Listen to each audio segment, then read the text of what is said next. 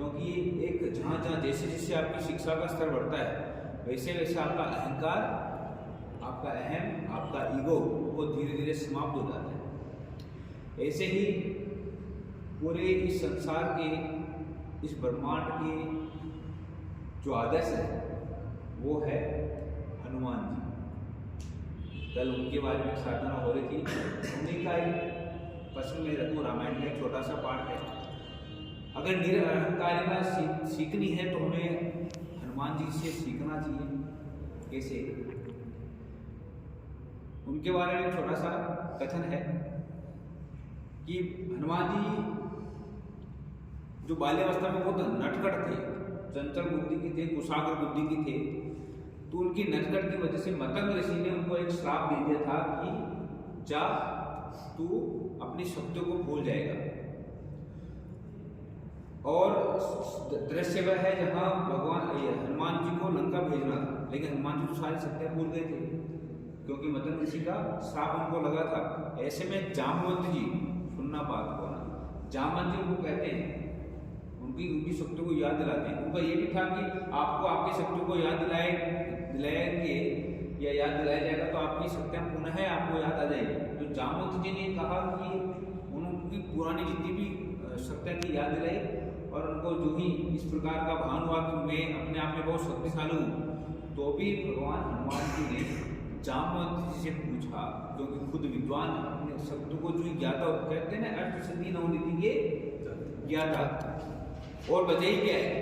ऐसे अपनी बुद्धों से कुशाग्र बनने के बावजूद भी उन्होंने जामवंत जी से पूछा कि मुझे क्या करना है, मुझे जाना चाहिए या नहीं जाना चाहिए। आदेश की अनुपालना, पूछना, कितने इंटेलिजेंसी बन जाए, लेकिन हमारे पहला कर्तव्य बन जाता है कि जो भी बड़े हैं उनसे आज्ञा जरूर लें।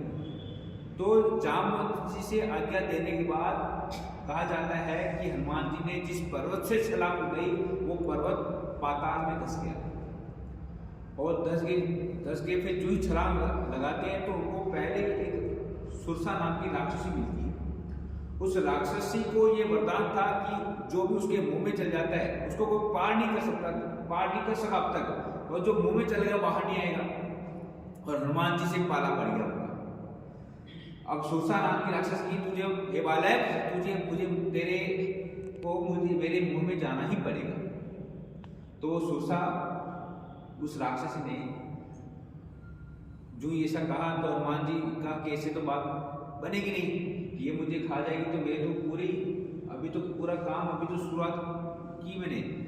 तो ऐसे में कहा जाता है कि सुरसा नामक उस राक्षस ने एक योजन का मुंह खोल दिया, और एक योजन में लगभग 8 भी होते हैं। तो जो ही उसने एक योजन का मुंह खोला तो हनुमान जी ने सोचा कि ऐसी बात बनेगी नहीं, तो उन्होंने अपने शरीर को 2 योजन कर दिया।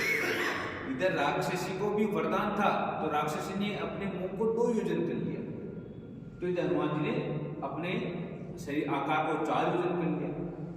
फिर राक्षसी ने, सुरसा ने 8 योजन कर लिया, तो हनुमान जी 16 योजन के हो गए। फिर इधर सुरसा ने 32 योजन का कर लिया, तो हनुमान जी 64 के हो गए, और सुरसा ने और डबल कर लिया। फिर सोचा कि हनुमान जी ने कि ऐसी तो बात बनेगी नहीं, छोटे हो गए, उस सुरसा के मुंह में गए राक्षसी के और बाहर आ गए। फिर कहा, माता आपका भी काम हो गया और मेरा भी काम। आपका ये था कि जो मुंह में जाएगा और बाहर निकल गया वो यहाँ से जा सकता है, तो मैंने वो काम संपादित कर दिया बड़ी आसानी से। अब यहाँ से हमें सीख क्या मिलती है, ये सोचने की बात है। उन्होंने कहा कि जब ताकत दिखानी थी तब तो बड़े हो गए, लेकिन जब बुद्धि दिखानी थी छोटे हो गए। कोई लड़े झगड़े नहीं, कोई आपस में गुत्थम गुत्था नहीं, कोई आपस में ऐसी भाषा का अपशब्द भाषा का प्रयोग नहीं किया।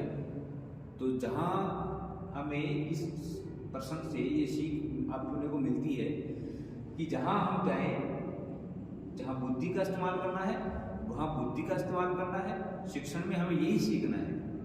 हमें शिक्षण की परंपराओं में यही ध्यान रखना है कि